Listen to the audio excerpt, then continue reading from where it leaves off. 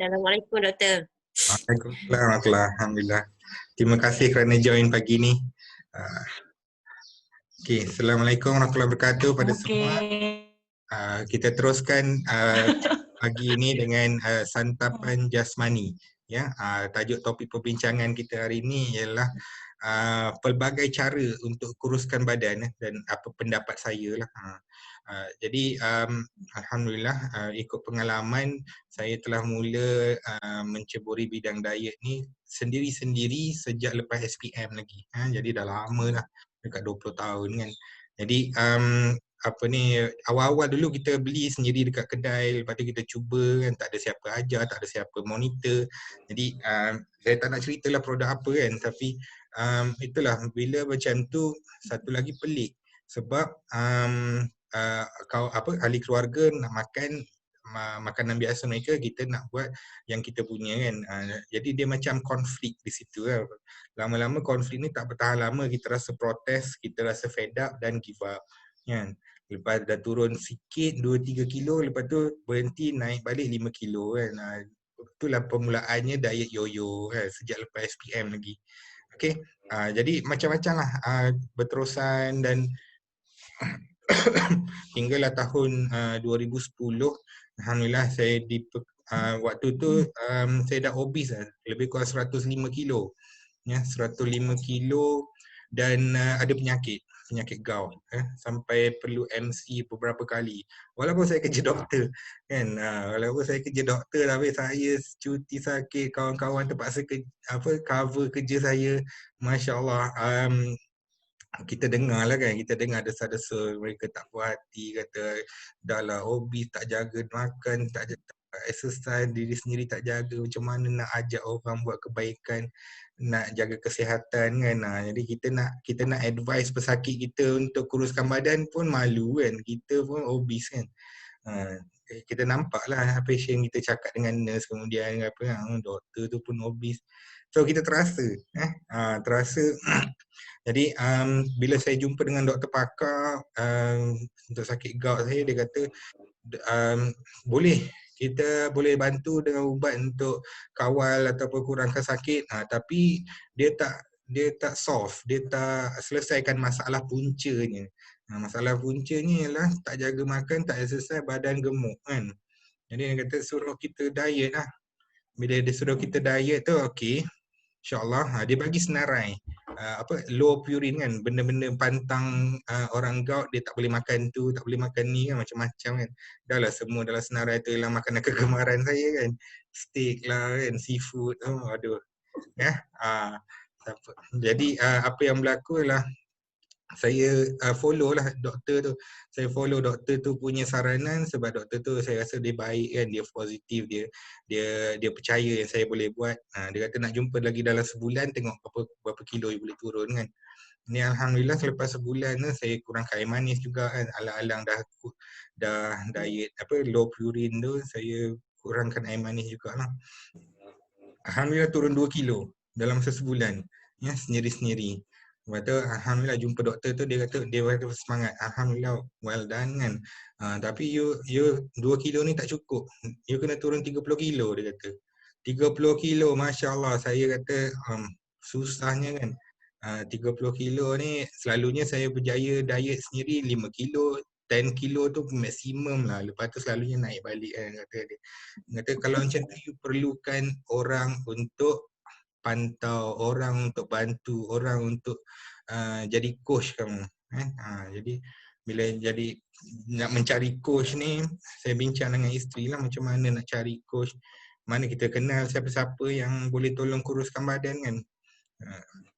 Tapi itulah Allah Maha Berkuasa kan. Allah Maha Berkuasa, bila kita dah niat tu baru kita nampak, baru kita cari. Ya.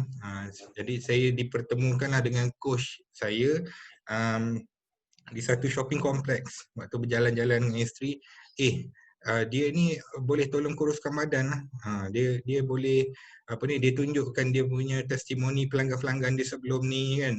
Jadi mula-mula saya tak percaya kan, saya doktor kan. Jadi macam mana kita nak percaya dengan orang yang bukannya doktor, dia bukannya pakar kesihatan ke apa ke.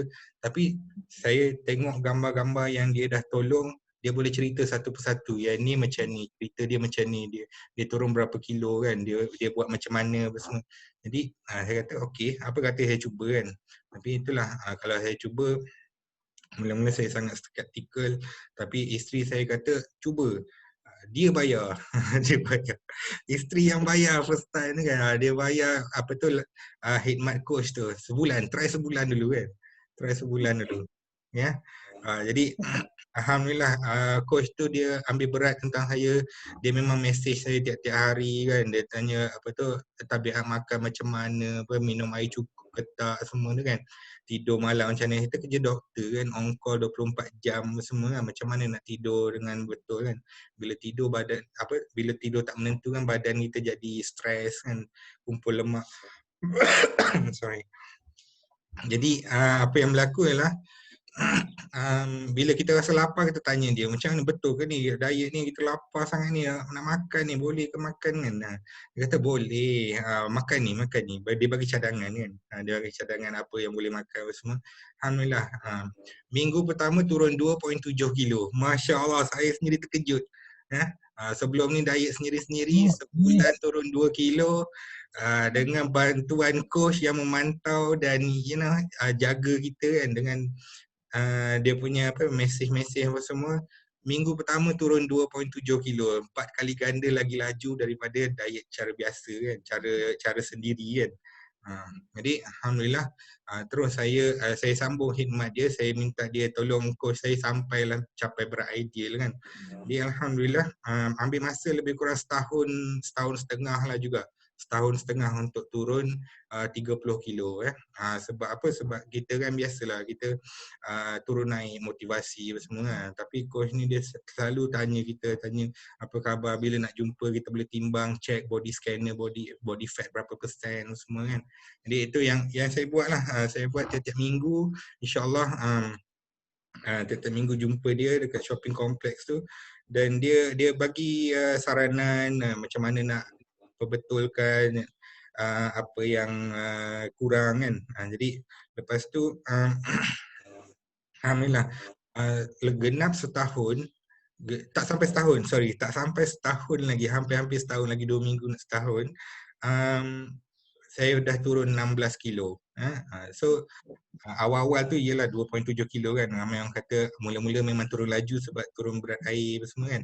Tapi apa yang saya buat dengan coach saya ialah saya buat yang fleksibel. Jadi orang yang fleksibel ni dia happy-happy je turunkan berat badan.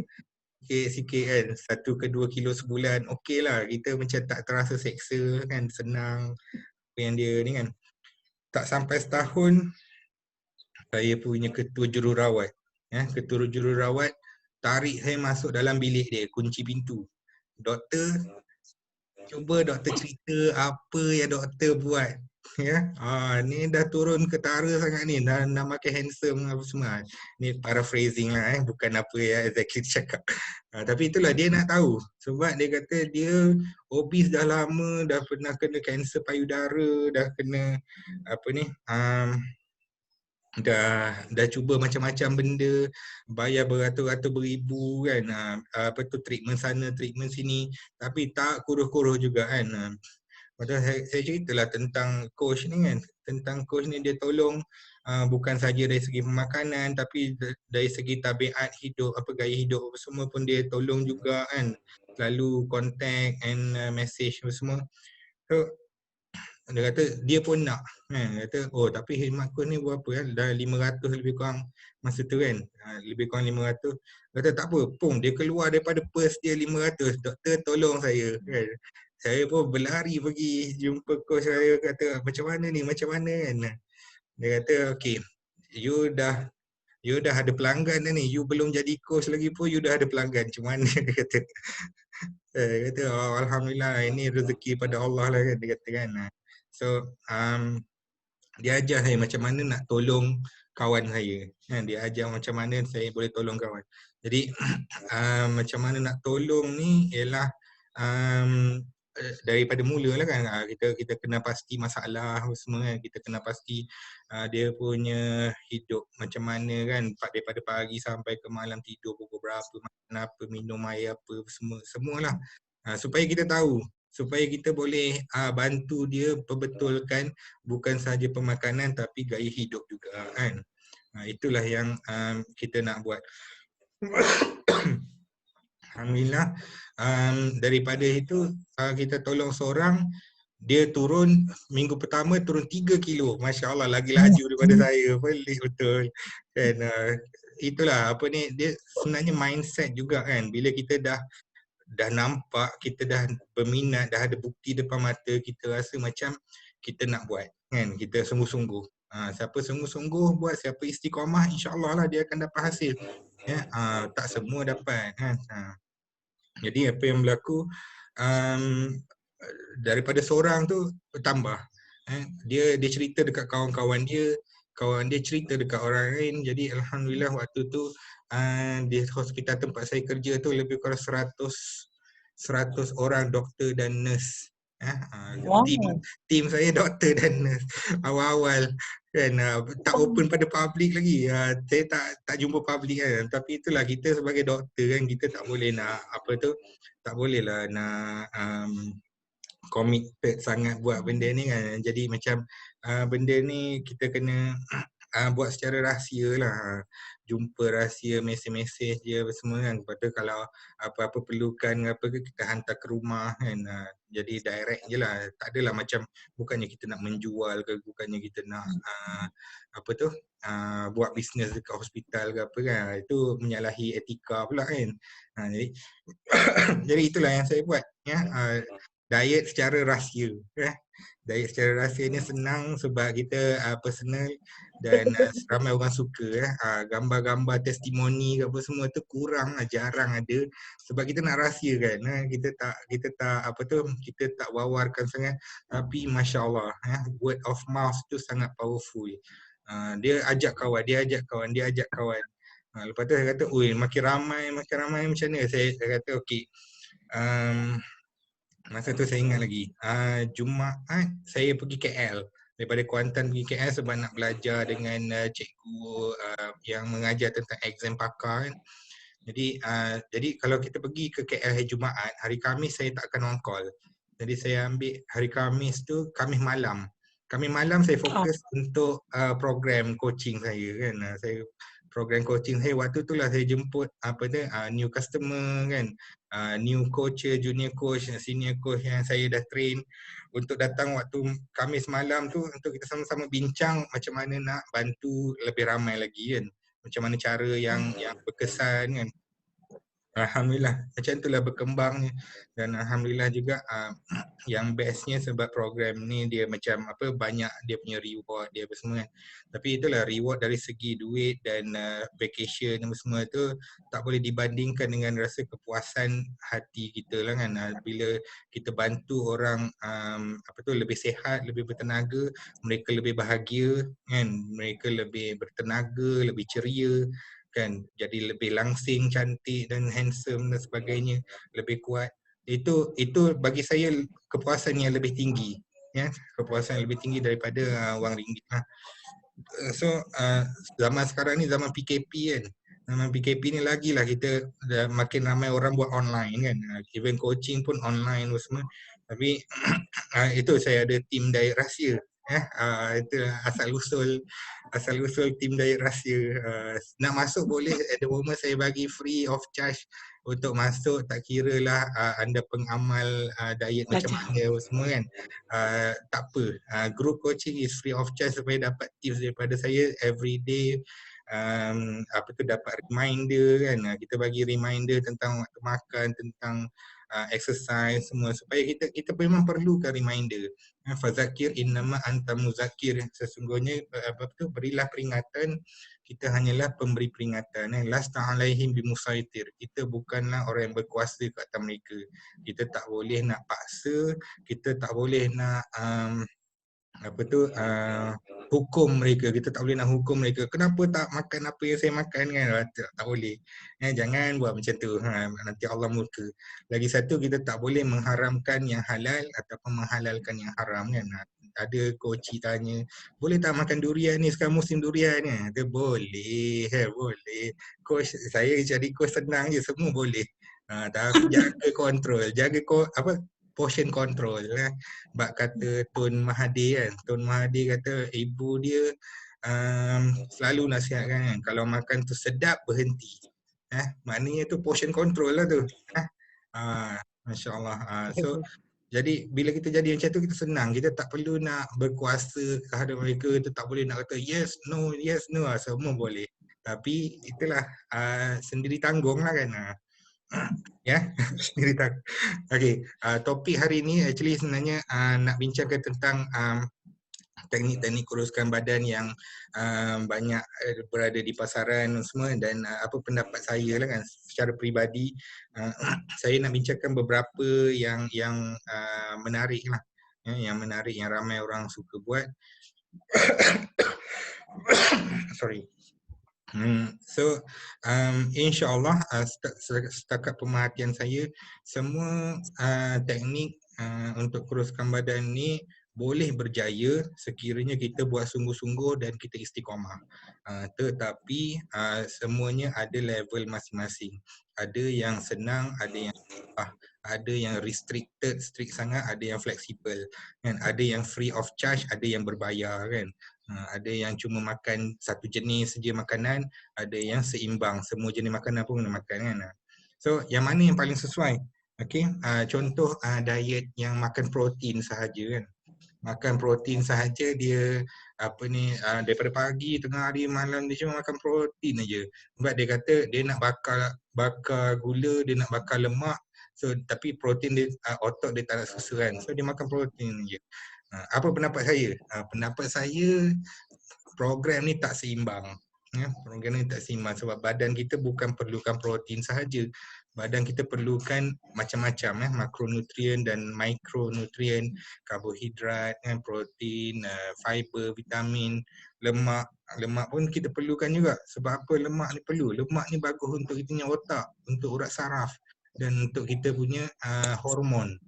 Hormon reproduktif, hormon kesuburan berasal dari kolesterol. Tak ramai orang tahu benda tu Jadi siapa yang lemak dia terlampau rendah pun tak boleh, lemak terlampau tinggi pun tak boleh. Jadi kita kena sederhana lah, pilih lemak yang baik. Lemak yang baik ni omega 3 nama dia. DHA, EPA tu semua tu omega 3 lah. Dapat dalam susu, dalam telur, dalam minyak zaitun, fish oil kan. Kalau kita susah nak dapatkan makanan-makanan yang tinggi omega 3 ni, kita boleh ambil suplemen lah sebagai pengganti jadi macam pagi ni kita dah makan sahur, alhamdulillah, hari puasa Isnin Khamis. Ni bawa kita kepada yang kedua lah, puasa kan, intermittent fasting. Pernah dengar? Intermittent fasting dia ada macam-macam jenis kan. Ada yang puasa tiap-tiap hari, ada yang puasa 12 jam, makan 12 jam. Ada yang strict sikit, puasa 16 jam, lepas tu boleh makan dalam masa 8 jam. Ada yang lagi strict, puasa 20 jam, makan cuma 4 jam saja. Jadi dalam waktu 4 jam tu dia makan apa saja, lepas tu dia puasa. Itu intermittent fasting. Tapi dalam Islam ada juga intermittent fasting. Dalam Islam punya ialah puasa Isnin Khamis. Masya Allah, ini puasa 2 hari, 5 hari makan seperti biasa. Jadi yang mana satu yang saya suka nak kejar akhirat lah, insyaAllah. Kita nak kejar akhirat, insyaAllah dunia kan dapat kan. Jadi kita puasa Isnin Khamis, insyaAllah dia akan membantu dari segi fisiologi badan dan dari segi penyimpanan lemak dan pengawalan gula, dan dia juga akan membentuk kita punya disiplin dan motivasi diri, willpower, insyaAllah. Sebab kita nak kena bangun sahur tu, bangun sahur awal pagi. Alang-alang dah bangun pukul 5 pagi tu, kita solat tahajud juga, solat taubat, solat hajat, sebab semua ni atas izin Allah. Jangan lupa, Allah lah maha pemberi rezeki kan, dan yang maha mengabulkan permohonan kan. Alhamdulillah. So kalau nak intermittent fasting, yang cara-cara lain tu bagi saya dia sebenarnya dalam nama lain dia ialah skip makanan. Skip makan. Ada yang skip breakfast, ada yang skip dinner kan. Bila tu berlaku ialah badan kita akan jadi terlalu lapar. Bila badan terlalu lapar, dia mulalah nafsu mula membuat-buat kan. Mula-mula ingat nak makan sepinggan nasi je, diet suku-suku separuh kan. Tapi kita biar lama sikit, oh belum tiba waktu makan, kita biar lama sikit,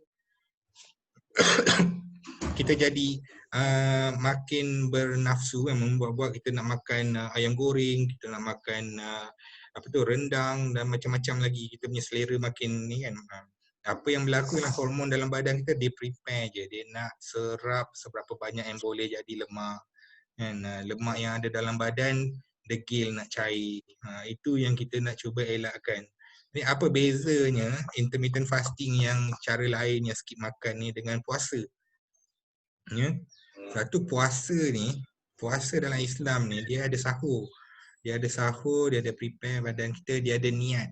Lagi satu, bila kita berniat, insya-Allah kita dah setkan kita punya mindset itu untuk puasa, untuk capai ketakwaan dan redha Allah Subhanahu Wa Taala. Jadi kita punya target ialah akhirat, bukannya target dunia. Ya. Lepas tu dalam puasa bukan saja tahan lapar dan dahaga, tapi kita kawal diri kita, kawal stres kan, tak boleh marah-marah, jangan buat perkara sia-sia kan, tak boleh maksiat kan dan sebagainya. Itu semua tu bukan sahaja makan dan minum, tetapi juga mindset kita kan. Mindset kita puasa ni dia cool, dia sabar je kan. Dia tak ada marah-marah, senyum je kan. Senyum kena nampak gigi kan. Azman aja. Masya Allah. Lepas tu berbalik kepada yang ketiga pula, diet suku-suku separuh. Pernah dengar diet suku-suku separuh? Diet suku-suku separuh ni first time saya dengar Michelle Obama. Michelle Obama, isteri kepada Presiden Barack Obama, dia cerita pasal diet suku-suku separuh dan dia salah seorang penggiat aktivis lah tentang diet suku-suku separuh di dunia. Waktu tu dekat Malaysia tak glamour lagi diet suku-suku separuh ni. Dia yang mulakan, bagi saya lah, yang first time saya dengar kan. Jadi dia kata diet ni sesuai sebab dia sihat, seimbang, sederhana kan, senang nak buat, sedap kan. Jadi dia macam tak ada stres pun kan nak buat benda ni, dan sesuai untuk seisi keluarga kan. Jadi sejak daripada tu tengok, Kementerian Kesihatan seluruh dunia bukan Malaysia sahaja, dia ambil dari suku-suku separuh ni sebagai yang di recommended lah. Jadi bila buat macam tu, kita boleh amalkan lah sebenarnya untuk orang yang ada penyakit kencing manis kan, tekanan darah tinggi, sakit jantung, stroke, kolesterol. Diet ni paling sesuai lah untuk diamalkan. Ya, diet suku-suku separuh. Cara dia adalah suku karbohidrat, suku protein dan separuh sayur atau buah. Ya, vitamin, fiber kan. Jadi itu tiga cara diet yang paling inilah paling glamour, paling banyak orang amalkan dekat dunia ni kan. Lepas tu yang lain lagi ialah meal replacement. Pernah dengar meal replacement macam Herbalife kan, Shakely, Amway. Jadi meal replacement ni dia gantikan makanan kita dengan alternatif yang rendah kalori tapi tinggi nutrisi. Jadi kalau kita tengok kandungan nutrisi dia, semua ada. Karbohidrat ada, protein ada, fiber, vitamin, even lemak omega 3 pun semua ada. Jadi dan penyediaan dia pun mudah kan, cuma bancuh je shake kan, bancuh dia punya teh apa semua.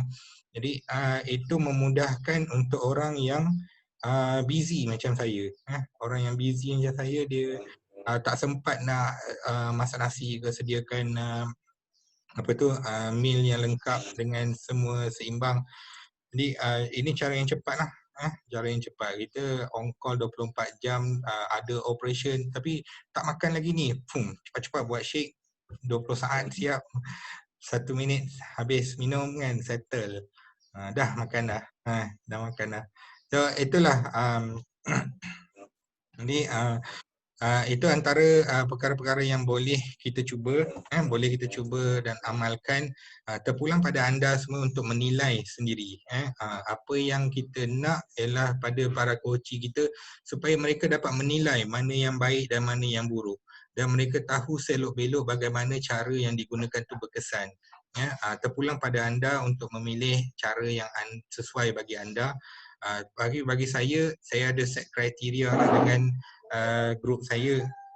Diet yang tahan lama, jangka panjang kenalah senang, sedap, sihat, seimbang, sederhana dan sesuai untuk seisi keluarga, ya, supaya boleh diamalkan untuk jangka masa panjang. Alhamdulillah. Semoga bermanfaat kepada semua. Jadi itulah perkongsian saya hari ini. Saya buka kepada sesi soal jawab. Ada apa-apa nak tanya soalan, sila tanya. Saya buka ruang chat juga nak tengok. Assalamualaikum, waalaikumsalam. Siapa coach saya? Siapa coach saya? Nama dia Ivy. Ivy ialah seorang berbangsa Cina yang ada office di sebuah kompleks beli belah di Kuantan. Dan bukan dia saja. Bila saya dah join dia dan saya menunjukkan keputusan yang bagus, dia perkenalkan kepada coach dia. Coach dia bernama Jenny yang berasal dari Los Angeles. Jadi saya contact direct dengan Jenny juga tentang program apa yang saya buat kan, tentang business punya advice, dan dia ajak saya join training daripada USA juga untuk belajar daripada coach ternama di USA. Jadi ramai lagi lah coach-coach yang berpengalaman, ada yang sudah 30 tahun, ada yang 40 tahun buat bisnes ni, business coaching, membantu rakyat menjadi lebih sihat dan ceria dan bertenaga dan berduit juga kan, sebab dia jadikan bisnes kan. Alhamdulillah. Itulah. Ada apa-apa lagi soalan? Doktor, macam mana kita nak bagi tahu doktor tadi cerita ada gout kan? Sebab selalu kita ada pertanyaan, berkata kan orang tak boleh makan kacang kan? So dia cakap kacang soya tu. Macam mana kita nak jawab soalan tu? Okey, bila orang tu ada gout, dia perlu elakkan daripada makanan yang tinggi purin. Ya, purin ni ada dalam pelbagai jenis makanan seperti daging merah, kekacang, organ-organ dalaman, hati, semua tu. Jadi seafood lagi satu kan. Itu makanan-makanan yang tinggi purin yang boleh buatkan kena gout attack. Jadi tapi tak semua orang dia kena attack kalau makan benda tu. Macam sebelum ni saya boleh makan kacang. Saya suka makan kacang sebagai snack. Tapi baru-baru ni ada pernah saya makan kacang mungkin berlebihan kot. Tapi kena gout attack tu. Walaupun kita selalu kita dah jaga makan semua kan, tak kena gout attack. Tapi kalau kita tersilap makan ataupun dah sampai satu tahap, benda tu akan menjadi trigger. So kita sekarang ni saya dah pantang. Bagi saya tak boleh makan kacang. Kalau saya makan kacang saya akan kena attack kan. So kita nasihatkan dia untuk ikut nasihat doktor kan. Apa pantang yang dia tak boleh makan tu elakkanlah. Sambil-sambil tu kita ajar dia tentang pemakanan sihat dan gaya hidup sihat, aktif, supaya dia dapat selesaikan punca. Punca dia berat berlebihan, obes, dan makanan tinggi purin ni akan buatkan dia kena gout tu lagi teruk lah. Itulah. Ya. Soya macam mana ni doktor? Kan kita punya shake kan dia berkata kita base pada soya, kita punya shake kan. F1 shake kita base pada soya. Ada orang tanya, dia kata dia tak boleh makan kacang soya. Okey. Ada orang tak boleh makan kacang soya, betul. Macam saya ada pernah pesakit kanser, kita elakkan daripada soya sebab soya ni ada orang kata ada phytoestrogen kan. Phytoestrogen dia macam menyerupai hormon estrogen yang boleh buatkan kanser rahim, kanser payudara kan. Jadi kita kena elakkan lah. Kalau orang tu dia tak boleh makan soya, dia alergi ataupun ni, kita kena elakkan daripada produk berasaskan soya kan. Dalam kehidupan seharian banyak lagi, kicap, tahu, tempe, itu pun ada soya juga kan.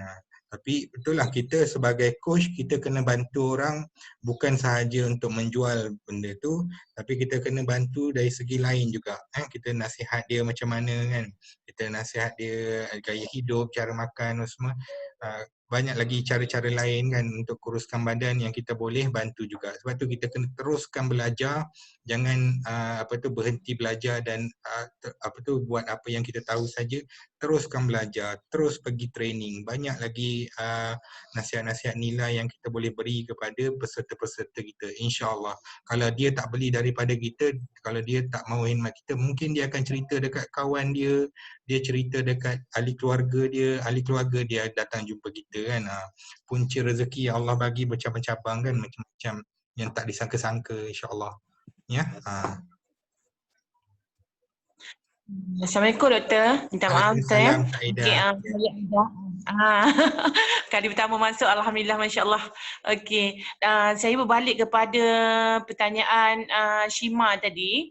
Maksudnya kalau kata yang kanser tu memang dia bagi tahu, dia kata dia tak boleh ambil soya. That means kita punya produk kan ada soya, kita tak bagilah.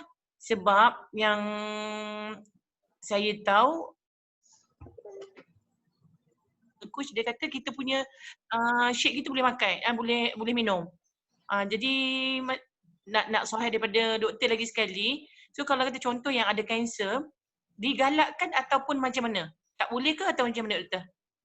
Okey, saya ambil approach yang mudah sebab pihak company pun dia tidak ada keluarkan amaran tentang pesakit kanser tak boleh makan ke apa kan, dia tak ada keluarkan amaran.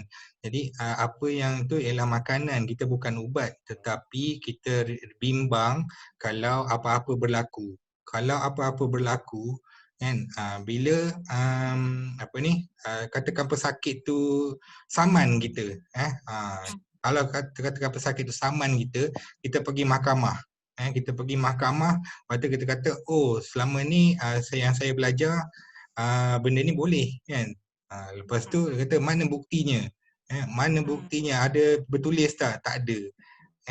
Tak ada bukti. Dekat company kata, oh kami tak cakap macam tu, itu overclaim. Kan kita tak cakap macam tu, ini bukan ubat, company kata. Kan company pun boleh pecat kita dan kita yang kena menanggunglah saman tu.